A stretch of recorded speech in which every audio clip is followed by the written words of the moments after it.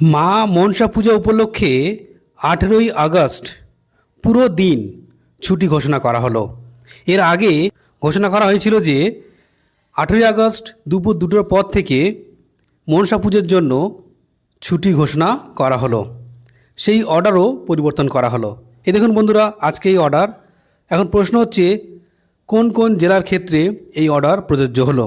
এই দেখুন বন্ধুরা, governor has been pleased two declare 18 August 2026 Tuesday as a full holiday on the occasion of Ma Monsha Puja for the all state government office, local bodies, statutory bodies, boards, corporation and undertaking, educational institution and other offices, institution under the control of the government of West Bengal in the district.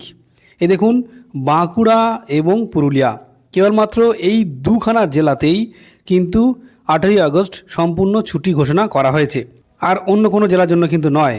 এই দেখুন, যেটা বলা হয়েছিল যে shall be closed at 2 PM on the 18 August Tuesday occurring in the said notification shall remain closed throughout the day on the 18 August Tuesday, অর্থাৎ সেই order বাতিল করে বলা হলো যে ওই দিন সম্পূর্ণ ছুটি থাকবে। এবং কারা কারা ছুটি পাবেন দেখে নিয়েছেন। ধন্যবাদ।